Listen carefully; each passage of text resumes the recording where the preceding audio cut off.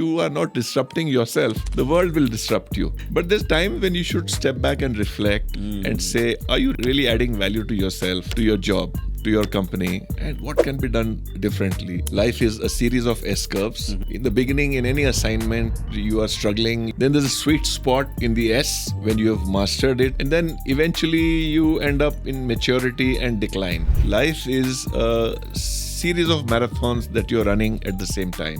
So the power of compounding is across every domain of our life. Intensity is any day beaten by consistency. We complicate life too much, thinking about and planning stuff, which sometimes feels like life is actually very simple. Why to complicate stuff so much? I call it hard choices leads to an easy life.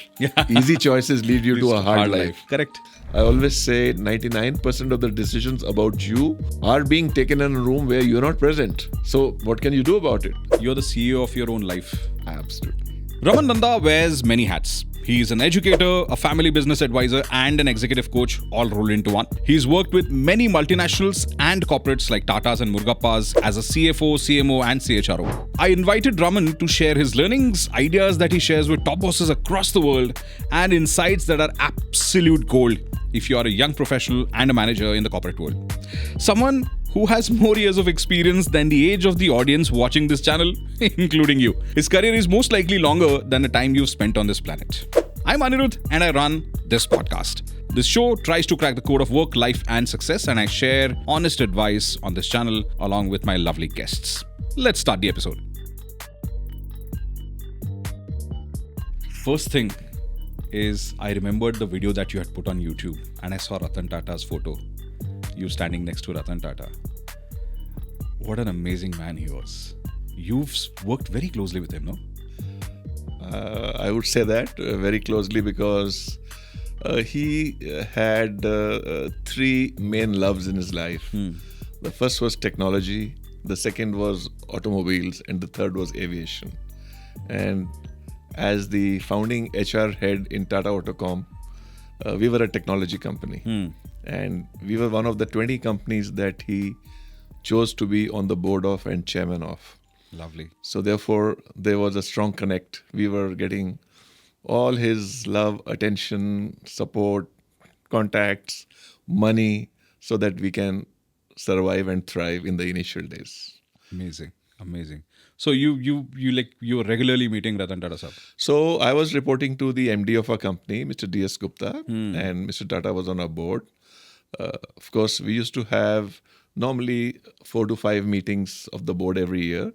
And we were permanent invitees to that as President HR. So there would be at least 5 times a year when you would be in a board meeting of 2 to 3 hours where he's in the chair and you have all other bigwigs like Mr. Gopalakrishnan, Mr. Chokar, and many other heavyweights of Tata Group from whom one could learn a lot. And of course, Chairman Mr. Tata, whose word was normally the last word after everyone had spoken. He would never interrupt or stop anyone. But his insights, his questions were simply out of the world. It was a learning experience in these maybe 40, 50 board meetings, which is the biggest treasure of mine, in my life. Tell me more. What have you learned as a person? Tell me more. What have you learned from Ratan Tata as a person, as a professional? As you mentioned, he was the last person to speak. He would always listen to everyone. Like, what have you learned? Like, any? Tell me a few stories, maybe, if you can. Of course, I was once presenting in the board from human resources. I moved over to marketing and sales. So I was president marketing and sales, and I once was presenting to the board about.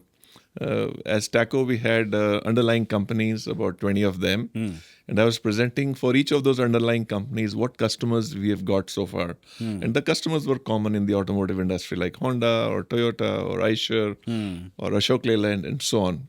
So in this 20-slide presentation about the 20 companies, each slide talking about a product and a company, he could convert that into customer-wise where we have made an inroad and where we haven't. So just in a matter of 20 minutes of my presentation, he asked me, so Raman, are you saying that we have only one breakthrough in Honda so far? I said, yes, sir. But in my mind, I was just amazed how you could convert the x-axis into the y-axis and come up with a very simple question, but what an observation. This was Wow. an amazing, I mean, I was stunned. Let me put it that way. Amazing. What a humble man. Amazing. Also, I mean, there was not even one time where he raised his voice. There was not even one time he interrupted anyone. He had all the time and patience as chairman of Tata Group with almost 100 companies reporting to him. And even in the meetings, Seriously. somebody would be coming in with slips of paper and so on. So there'll be a halt for 10 seconds or 20 seconds while That he, person reading. while he disposed of the issue. But he never lost track of the point. He never interrupted anyone. He had the patience, the humility, the graciousness to have everyone say whatever they had to say. And then when sometimes a decision had to be taken, it was a firm and a final decision. Yeah. So Amazing. so much to learn. And Awesome. he had all the facts on his fingertips. So he was so well prepared for every meeting. Can you believe running 100 companies, and for each company's board meeting you are so well prepared? It was an amazing education for me. Sometimes you look at not just Ratan Tata Saab, Yeah, yeah. all these big shots. Yeah. You sometimes wonder how can a person do all this in 24 hours? It's so amazing. I mean, of course, he was an all-rounder. You are an all-rounder as well. You've handled so many roles: CFO, CHRO, CMO, CEO, CEO, president as well, and you've worked in multiple companies, constructing multiple plants, verticals. constructing factories, running plants. Absolutely. Tell me one thing. अभी तो ऐसे कोई बोलेगा कि यार I am a CHRO, give me a CMO role, वो तो कभी होगा ही नहीं. You can't even for a middle manager, it's difficult to move across verticals. You are an all-rounder. How did it all happen? Tell me more. Like when you were working, how could you score multiple roles, switch profiles, switch companies so easily, and still manage it all? Tell me more. I'm very curious. No special credit to me, first of all. You're being too humble, by the way. It happened. So I'm by training a finance person. So I did my BCom from Sri Ram College, went to IIM Ahmedabad for my MBA in finance. And I was, running finance and commercial functions in companies in Eastern India. And the company where I was working in 1990, Tega Industries, which is now a listed company with more than $1 billion valuation. So we had a lockout in our main plant at Kalyani near Calcutta. After 4 months of lockout, the chairman called me, Raman, what's to be done? So I said, sir, we need to construct a new plant. He said, where? I said, Hyderabad. He said, why? I said, Central India, some customers are there, and I added 1 or 2 more reasons to look smart. So he says, oh, you're so clear. So why don't you go and construct the plant? So I said, me, someone who has never worked on the shop floor, never on a site, didn't study science beyond class 7 in school to top it all. Why me? He says, no, I think you can do it. So he had the confidence, and in 80 days' time, we had a shed up in Hyderabad in a new location. After finding land, buying land, with all the state government procedures, finding an architect, finding a contractor, and so on. And that solved the issue for us because the union in Calcutta just collapsed once they knew a second plant was coming up so fast. And the problem got solved. So I became like a troubleshooter for that purpose. Then I ran that company in Hyderabad for 5 years. I enjoyed it. And then it was 15 years with the same boss. So, it was a bit of a fatigue for both of us. So I moved to Murugappa Group, ran a business. And then the break came in Tata Group where the MD at that time wanted the first HR head to be a non-HR person. Now, that was a bit of a different thinking. He said, look, I'm looking for somebody who's run a business as the HR head. And 2 things were there. A, the company and its future looked very exciting. B, I was quite fed up with Chennai. So with these 2 reasons being the drivers and the permanent allure of Tata Group is always there. There's always that attraction. Yeah. So I moved to Pune in Tata Group as the head of HR, the founding head of HR in TACO, and did that job for 3 years. It was a contract with the MD that I'll work 3 years and I can move to anything else. And I switched to global marketing and sales. Right. So I was touring the whole world from Toyota in Japan to General Motors in Detroit with Tata Motors in between. So it was an exciting period, as I said, but these changes happened as they happened because I would say I was open to new things. And also, I believe that one must take stock and keep learning and keep growing. If you are not disrupting yourself, the world will disrupt you.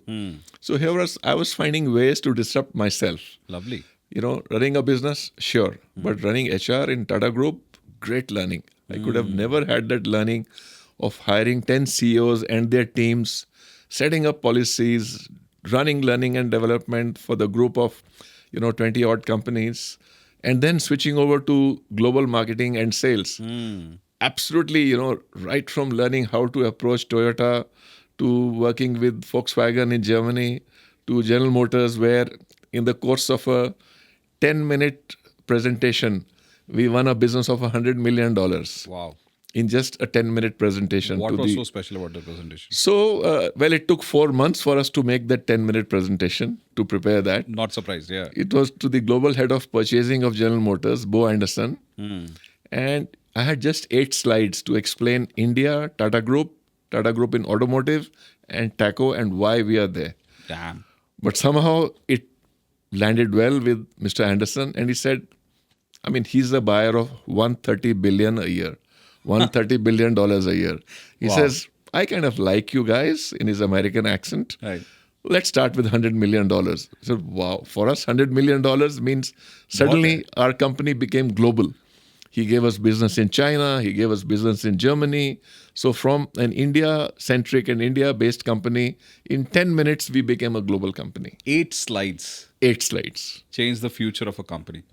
It helped, I won't say. Yes, of course. Yes, of course. The work behind. So many other people also of course, that's there. Kept working at it. But my point being, how communication has to be so precise, where, one could rant about, and people, right from social media to any communication tool, people start ranting, start advertising about themselves. But that minimalism and understanding what exactly needs to be told to the other person is so crucial. And that's why I was I'm so fascinated that, of course, the talent, your skill, the skill of your team, of course, mattered. Sure. But just 8 slides, like communicating exactly what the other person wants to hear, right, of their interest, and, giving all the data points that they need to make a decision, yes or no. That's it, right? It can't be a maybe. No. Right? So it's like chiseling or trying to chisel a masterpiece. Absolutely. So that it has an impact which is sort of makes the customer your buddy and friend, saying, look, I want to work with you. Yeah. You understand me so well that let's start with $100 million. Amazing. And it's taken the company to great heights. It's now a multi-billion-dollar company. And the succeeding people have worked even harder and smarter to make it a much, much bigger company than when I was there. Absolutely. And you mentioned something very interesting, disrupting oneself every now and then. And it's so important because if one doesn't disrupt, themselves in, every few months, every year, few years, I feel then you become either of the two. Either you become a survivor of situations, or you become a winner. Yep. And winner doesn't mean that you have to score the top place. It's just that you are basically acing every situation and going above and beyond what one could literally achieve, right? So this survivor or achiever wala mentality hai, but ye ho sakta hai only when you think that you have to be disrupting your own life every now and then. Tell me about this particular concept that you have. This is hard because we're all in a zone of comfort all the time. Always. We are used to cut paste, last year's budget plus 10% becomes next year's budget. It's so easy. So you made a few managers a bit upset. Right I've now. done it myself at times, but there's time when you should step back and reflect and say, are you really adding value to yourself, to your job, to your company, and what can be done differently? So the concept of disrupting oneself is something which I strongly believe in. I follow a lady by the name Whitney Johnson who talks about S-curve. Life is a series of S-curves. In the beginning, in any assignment, you are struggling, you're going down maybe while you're learning. Then there's a sweet spot in the S when you have mastered it and you're moving up. And then eventually you end up in maturity and decline. So we must realize that we are sometimes at that maturity spot. We have done all the growth that had to be done in a particular assignment or whatever we are doing right now. And now there's not so much learning left, is actually likely to decline. Yeah. So sometime at that time or before that, you must jump to the next S curve. Lovely. So, for example, I was doing a profit center head job in Chennai. It was good. I was enjoying it. Murugappa Group, very ethical group. They're like the Tatas of the South, and really, I couldn't complain about anything.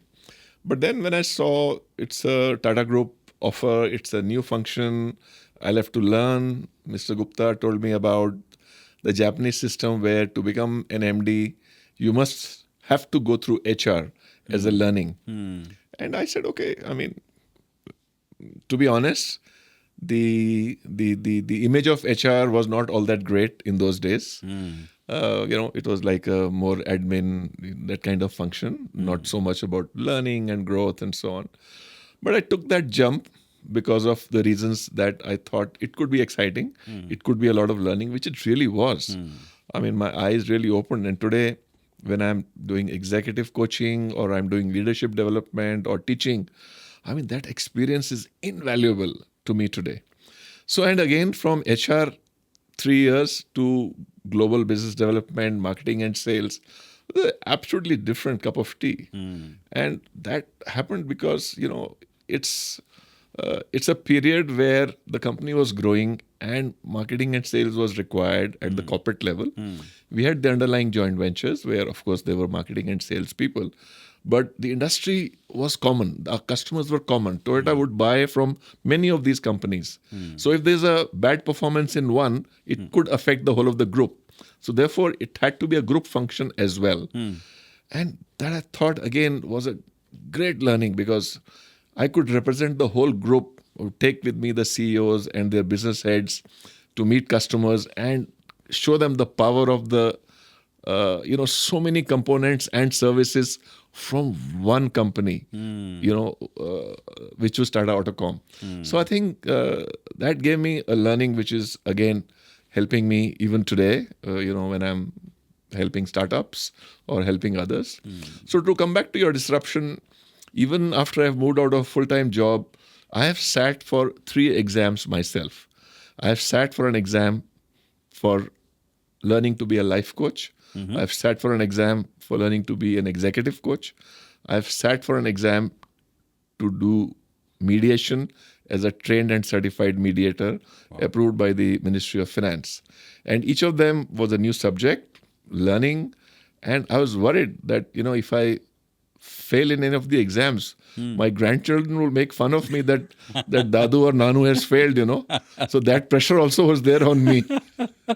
So this is disruption, that there's no need, no one's asking me to give those exams. Right. But I'm finding a new subject where I'm learning and I'm growing in a different direction and able to serve my clients much better than before. Lovely. And I think, because I think in life, and I love this whole S curve wala concept, because the moment you start plateauing, you must jump. Yes. वो करना ही चाहिए, because ultimately, even in a marathon, you can't be just running at an equal pace. Sometimes you have to slow down. The moment you get good energy, start sprinting again. And life is a marathon, right? I mean, ultimately, the power of compounding only will happen when you run a marathon. You can't understand the power of compounding in a sprint. Ultimately, what have your experiences taught you? Power of compounding in life. Maybe if you can share your POV, which would come in handy for young professionals. Like my target audience is what, like 25 to 35. That's the major chunk of the viewers right now. Of course, there's always a spillover. There are 18-year-olds watching. There are 40-year-olds watching. That's fine. But I'm sure someone can learn something from what you're telling. Power of compounding in life. Like, tell me more. So you've brought up the marathon, which is so important. I would say life is a series of marathons that you're running at the same time. For example, you're running a marathon on the health front. If, for example, you make sure that you go to the gym every day, you do your cardio, you do, for strength building, etc., it's compounding and making you a fitter person who would live life not only longer, but a quality of life which will be far better. Yeah. Similarly, if you're saving money regularly, the power of compounding automatically works, whether it's SIP or any other way that you want to save. If it's having a relationship with the family, again, if you're calling your eye every Saturday, you're living in some other town and she's somewhere else, and she knows that my son is going to call me every Saturday, Correct. it's building that relationship. Yes. So the power of compounding is across every domain of our life, whether it's money, whether it's a career, whether it's learning, whether it's physical and mental fitness, whether it's relationships. Yeah. So I very, very strongly believe that in intensity is any day beaten by consistency. You know, as Simon Sinek famously says, you can go to the dentist once in 6 months and get your teeth cleaned, or you could do it every day in 2 minutes. Yeah. You know, Yeah, I've seen that video. the choice is yours. Correct. And still, if you go once in 6 months, your teeth are not going to be in good shape, by the way. Yeah. You know, you'll have trouble. So I think marathon, running a marathon, lagero, munna bhai, tak tak, whatever way you call it, is the way that I think you end up becoming a much stronger person in whatever you're doing. Even writing a book. Right. You write just 2 paras a day and it'll gradually pick up. It's like building a body of work. Correct. in any dimension of life. And overall, somehow I feel now of course, you have a lot more experience than me. You meet a lot more people, even on a daily basis, than me. I somehow feel, and even I've experienced it, working at a job, be it corporate, be it a small company or whatever, even as an entrepreneur, if someone could have a tunnel vision, because you're so occupied by the day-to-day work, you can't expect that person to think outside the box, think of new ideas, think of new avenues where if they're in a job, they could bring in more value for the company, even through just their work. Ultimately, how do you solve for this tunnel vision? Because you can't tell your boss, like, okay, let me take a break and, let me pay me for the 2 days I'm taking a break, but I want to think something for the company. No, it's going to allow that. But how do you solve for the tunnel vision then? So, excellent question, Anirudh. It really occupied my mind also. I was thinking about it. So, the first thing is, I would say you must be clear about your why. Why are you existing? Some kind of goals over whether 2 years, 3 years, 5 years, up to you. I'm not specifying a time limit for that. Whatever works for you. So your why, your purpose, what you want to be in, again, different dimensions as a family, at work, etc. The second is, I think we need to give much more importance to me time. We need to take out time in our routine, what I call me time. So I would say at least an hour every 2 days, at least an hour, must be slotted in your calendar where you step back and reflect that on my purpose and on my goals and what I want to be, how am I doing? Yeah. How am I doing at work? How am I doing at home? How am I doing financially? How am I doing on my health front? So that reflection is very important. The people who, and I've been doing that myself, I'm guilty of it. Now, the people who have a very solid to-do list with no space for me time are likely to stumble. Same here. I've stopped doing calendar blocks now. I was like, nahi chahiye calendar block. And that's a very fantastic productivity tool. You block your calendar. But up to an extent. Up to an extent. Yeah. Otherwise, I started realizing that I started blocking calendar from 9 to 9. And I was like, what's the point? Ultimately, you need to have an unblocked calendar also. You need to have an unblocked calendar for your me time. Absolutely. I'm telling you, even the busiest of the busy people in the world, the big people, prime ministers, presidents, and so on, you'll be rest assured they have some time which is sacred time. No one can disturb them. Absolutely. Which is their thinking time. Absolutely. The me time. So I would tell people who are very busy, and I can sympathize. There's kids to be looked at, there's your work, your boss, your wife has some expectations, your family has expectations. But if you don't keep time for yourself, you will not be fit enough to reflect, to make changes, to see what needs to be done next month, next week, next year. So I always say, you got to pull the arrow back in the bow. Need to step back to reflect. And reflection is, something which human beings can do.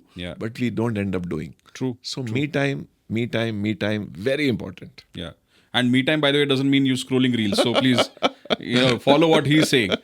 नहीं तो me time is like, okay, I'm not going to do anything, but No, do me time this. is reflection, and Yeah. you should have an agenda of spending time with yourself. You should have an agenda for me time, not just me time because you heard from Raman that me Yeah. time is so important. Correct. You must have an agenda on what all you want to think about, what all you want to discuss with yourself in that me time. थोड़ा सा life में content भी चाहिए उसके लिए because you can't be just rushing and contemplating on life. You need to, of course, you don't need to go to Himachal and Ladakh to contemplate in peace, but somehow थोड़ा सा वो ना peace निकल गया है life में से. Even when you're like seated, the Yeah. person could be very anxious. Sure. ये सब सोच के तो मेरे को तो एंग्जाइटी हो जाएगी कि where am I going and what am I doing? But somehow,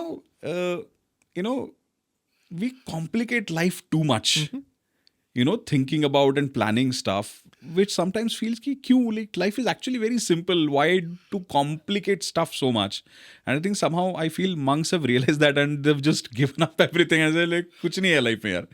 But ultimately, youngsters and founders, young professionals, students, somehow they're in that zone where Yeah. they see themselves like a rocket which Yes. has to move ahead. Correct. And not their fault, and it's not wrong at all. They're in You that want to be a mindset. unicorn very soon. Yeah. Who, me? No, I said Okay. you means the founders Correct. and the startup हाँ, owners. Either unicorn बनना है या yeah. फिर they want to grow fast, Yeah. competition आ जाएगा. Why not? And someone doing entrepreneurship, of course they want to make money. Like money is a byproduct. No but doubt. if competition comes, your idea will fail. How does one, stay focused on their goals while keeping calm inside and going on? I of course want to ask you about the youngsters that you meet, the founders that you meet. But let's talk about this. Like, how does one keep calm in a very highly competitive place like India? So I would say the first thing about time management is that it is not time management, it is goals management. Interesting. Dig deeper. So it means that we often say, oh, I'm running out of time. Actually, you are not prioritizing your goals properly. Is one of the major issues there. Right. That if you prioritize, I mean, I have found in my life that what I really want to do, I find time for that. Yeah. Okay, so first thing is that there is an issue of goals management. You need to be clear about your goals. What is it you are actually looking for and why? You should be clear about that. Fair point. The second is that we often underestimate the power of boundaries.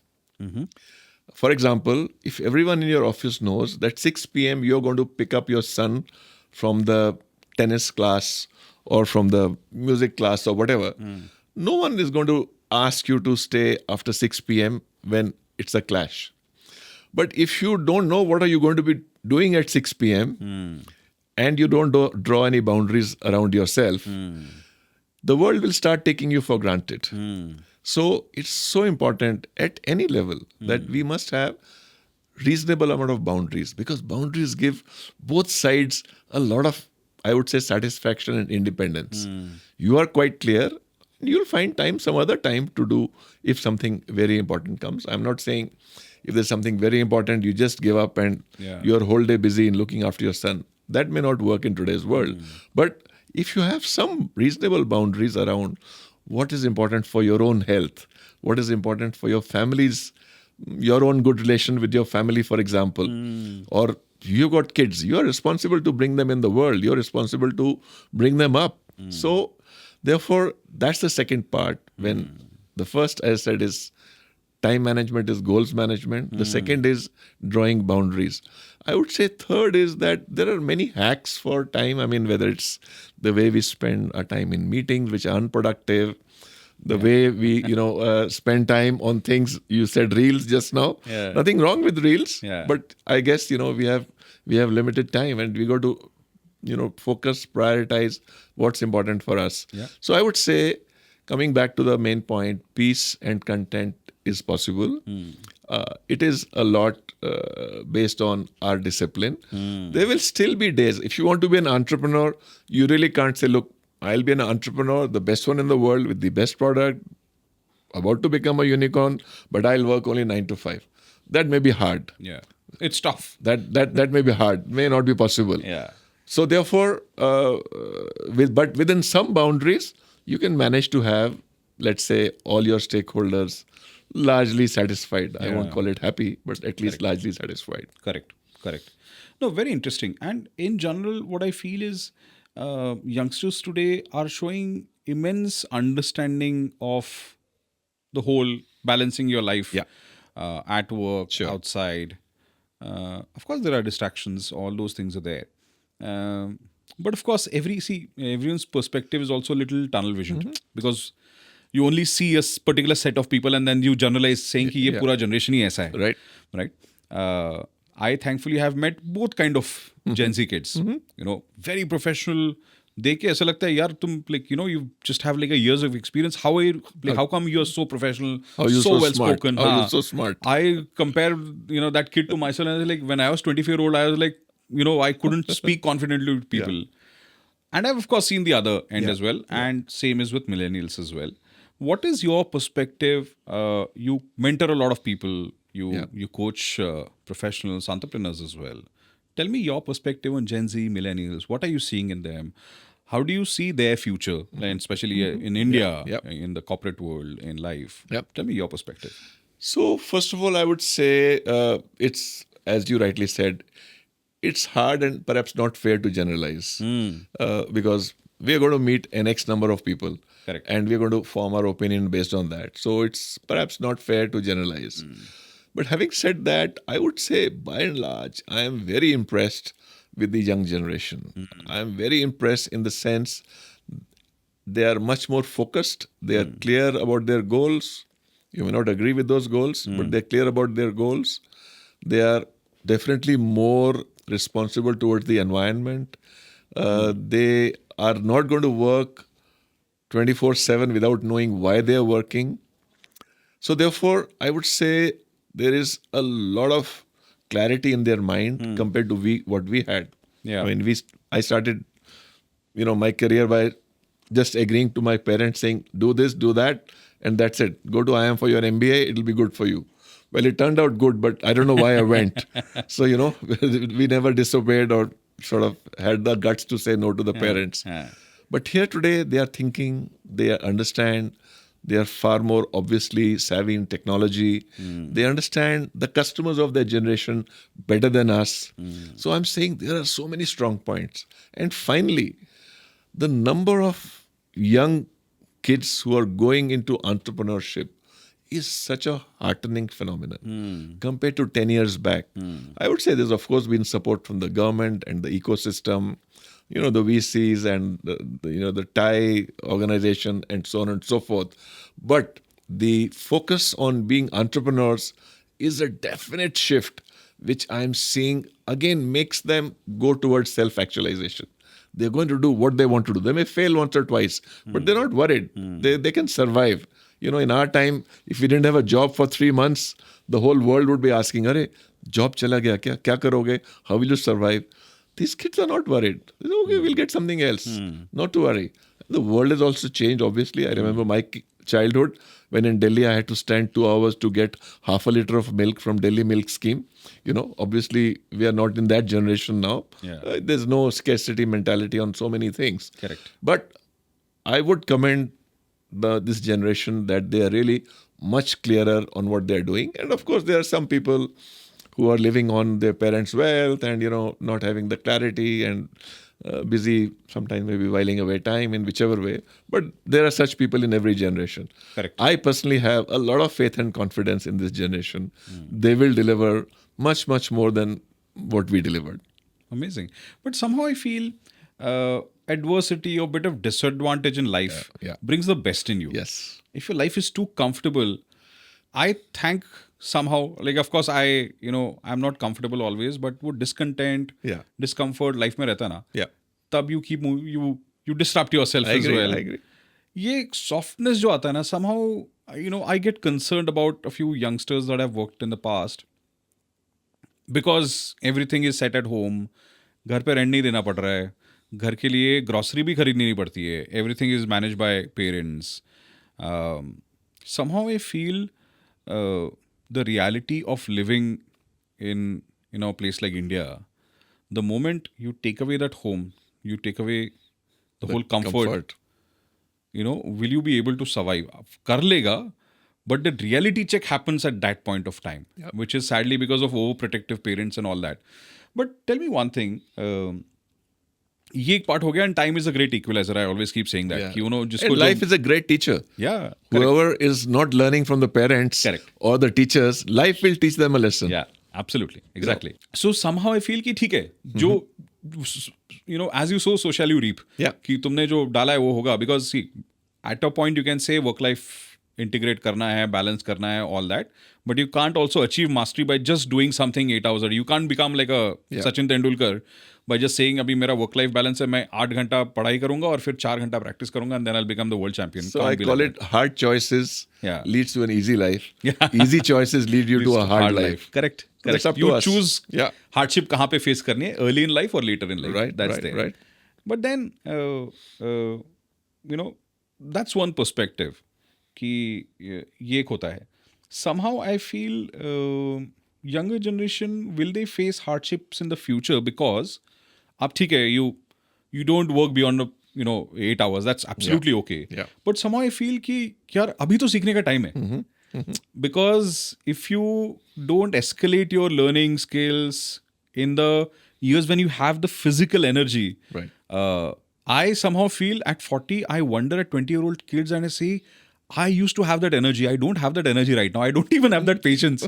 I used to do sales in my first job in Mumbai, locals, traveling. And that was sandwiched in between people, and that too traveling from Karwa, which is next to Thane, traveling to Andheri, Andheri East. That's one way. Doing cold calls in the morning, then heading out for meetings, and then doing the whole journey back from Andheri to Thane. And I used to be exhausted. But I could pull that off. Today I won't be able to pull that off. Somehow यही तो time है करने का. But if you say my life has to be comfortable, I'll not enjoy any discomfort in life. Is there a piece missing there? So I would say the construct is a bit different today. The construct is different because you don't necessarily have to have that kind of discomfort and hard life. It's a choice. Of course. It's a choice you can make. Even, the ways of transportation have, more choices now than they were 40, 50 years, 30 years back. Correct. नहीं, हम लोग जैसे लोगों को तो वो choice ही नहीं था ना. Yeah, exactly. That's a different thing. Choice होता तो of course we would have enjoyed the comfort. I've been in DTC buses for 10 years in my life. So, correct. I've been sandwiched equally well correct. Or otherwise. But what 10,000 hours ka practice, I mean, forget the number. But ultimately you need to put in certain number of hours to become a master of something. And there are people today who do that also, Anirudh. There are people, the startup founders who, we talk about burnout and all that. So there is that world also. There is that reality also.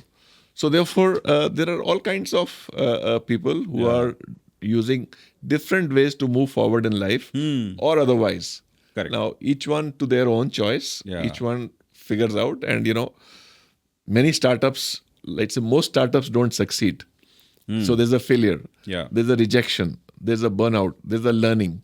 And there are people who again restart and, try to make the second one work with their, new learning and so on and so forth. So I would say the basic principles of life don't change. Easy choices, maybe a hard life. Hard choices, most likely, it'll go towards an easier life in the future. So that principle, I think, doesn't change too much. Yeah. I think, who was it? Was it in the movie Rocky or was it Muhammad Ali who said, you'll always fall down. It's how you get up and keep walking. Exactly. Is what matters more. Getting up matters more than anything else. Your response matters. Yeah. We all have rejections all our life. Yeah, that's true.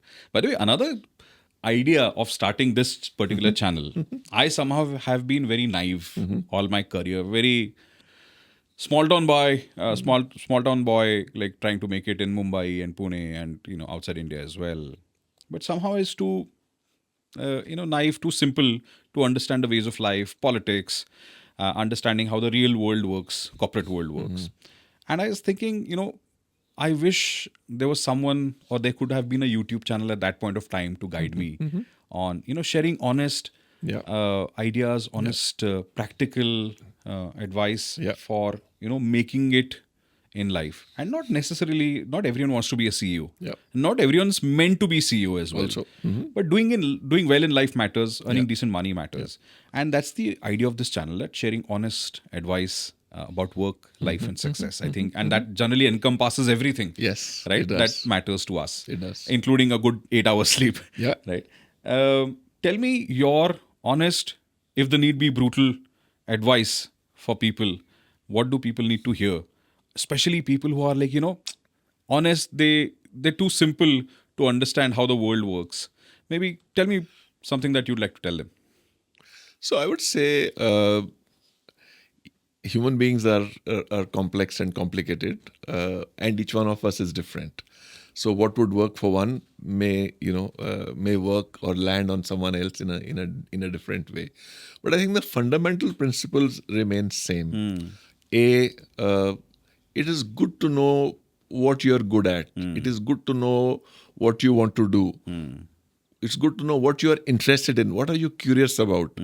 And find that kind of whether passion or calling, etc., rather than doing something which everyone else is doing. So I would say that's fundamental. The second is that we need to be flexible and adaptable in this what they call the VUCA world, the volatile, uncertain, complex, and ambiguous world. I hope I got that right.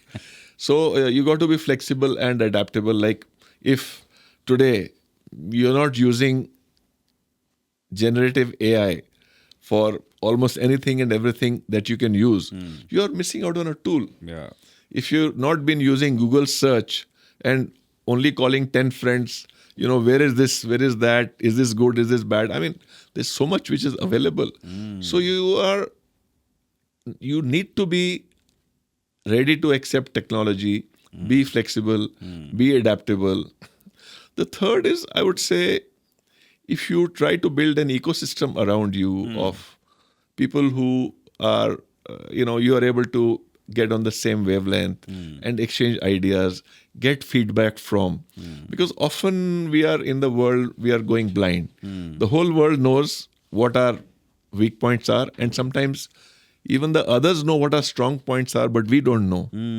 So are we, sort of prepared to have an ecosystem, advisors in whichever way that you would like to have. Fourth, while I'm coaching 10 people at any point of time, I have a coach for myself. So I would tell almost everyone that look for having a mentor or a coach for yourself, whatever stage of life. So I have a coach for the last 4 years and I get invaluable advice. Sometimes I don't see the strength in myself, which he is able to see. We always need a third person's perspective, no? Because absolutely, looking at a mirror, sometimes you see only two dimensions. Yeah. Correct. So, for example, I was teaching at Flame University and he said, why are you not teaching at IIMs? You are from IIM yourself. I said, it's okay. He said, no, you must teach. And then, 2 years later, I was there in IIM Kozhikode taking sessions for the senior management program. It wouldn't have happened if I had just been happy with who I am. But my coach was also seeing that, hey, I can see a potential in you. Why don't you do that? Correct. So I would say these are some points which I say, we can be, through self-observation, one of the best guides and coaches for ourselves. For example, it's worth, in whichever way you want, keeping a track of, what makes you upset, what brings energy, what do you normally get excited by, when does work not look like work, and you're spending 6 hours without going for a loo break, and you're working and producing. So I like to maintain a diary for myself where I'm observing myself and writing my observation. Even now, I don't understand myself fully. So I would say each of us can learn a lot from ourselves about our own self.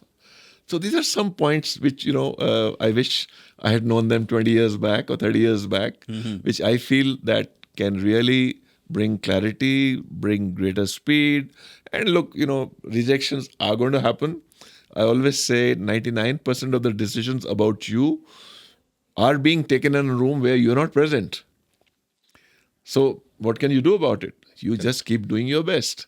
You just keep doing your best. Yeah. Better than yesterday, better than day before yesterday. And that's what I learned from one of my gurus, Dr. Ranganathan, who was governor of Reserve Bank of India, and my economics teacher at IIM Ahmedabad. Awesome. So this is one of his principles. He says, the decisions about you will never be taken when you are present. So forget it. You can't influence them That's except deep. by doing your best. Lovely, lovely. And one classic problem that a person faces is somehow, like, this whole audience of young managers, team leaders, people who are progressing in life, in their career. At around 35, 40, half of the career is over, right? The job wala career. Yes. Of course, Yes, there's yes. always a career Professional after 60 as career, well. yeah. Then a person becomes more hungry for growth, and that growth is biting big chunks into titles, right? And as you move the top, the air gets thinner, the politics gets worse, the competition is fierce, and survival of the fittest literally, becomes your day-to-day norm, right? Give me your honest advice on someone's. Not everyone can be a CEO, right? Yeah. And not everyone has the capability to become a CEO as well. What's your advice for people who are, crossing that threshold of 30, 35 ka age, moving up from managers, team leaders to moving up the ladder? What would you like to tell them? Getting the position of CEO is not necessarily the end of the world. If you have got it at the cost of high blood pressure, diabetes, bad relationships with colleagues, family, and it's possible it may not last long, you're being a CEO. So therefore, if it happens, very good. Aim for it, try for it. If it doesn't happen, okay, so be it. I mean, look, everybody can't be Chief Justice of India, even, though the Supreme Court has 30 justices, but there'll be only one chief. Yeah. So everywhere, as you rightly said, the air is getting thinner at the top. So one thing is to accept, really that what happens while trying your very best. Now, whether you play politics, whether you push on performance, whether you work collaboratively, I would say your operating system needs to keep getting better every day. Each of us has an operating system. Now, what is that operating system? For me, it's a collection of habits. For example, I have observed myself that I am best between 6 a.m. and 8 a.m. in the morning. So I like to keep my creative work at that time.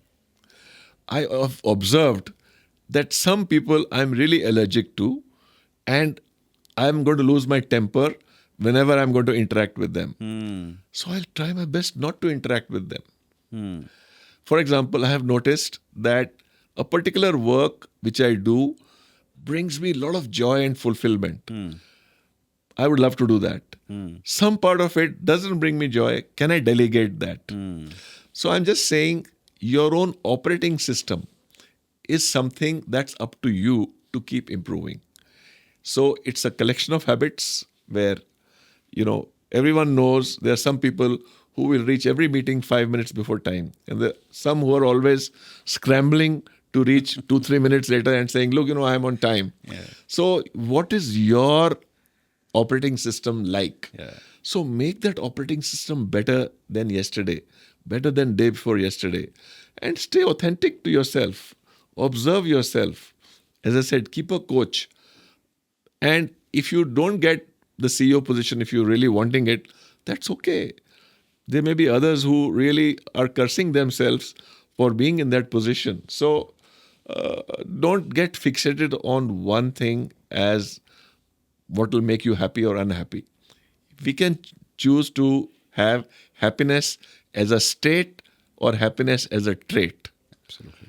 So we can decide if happiness is my trait. I'm happy even if I didn't become CEO, because I could spend enough time with my family. I could attend all the PTA meetings of my son and daughter. I could take a holiday with them.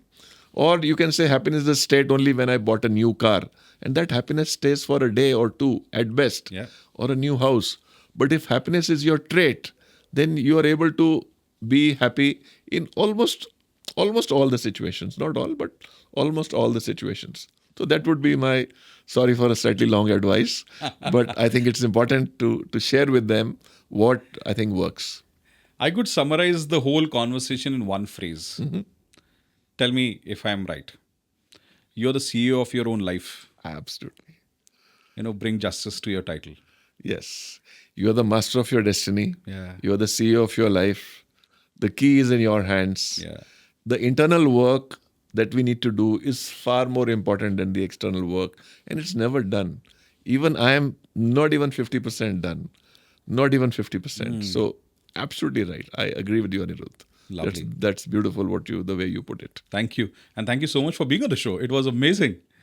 I really enjoyed it, Anirudh. You brought out a lot of insights which I thought I'd forgotten. So you're a great host who asked the right questions in the right way. Just doing my job. Just doing my job.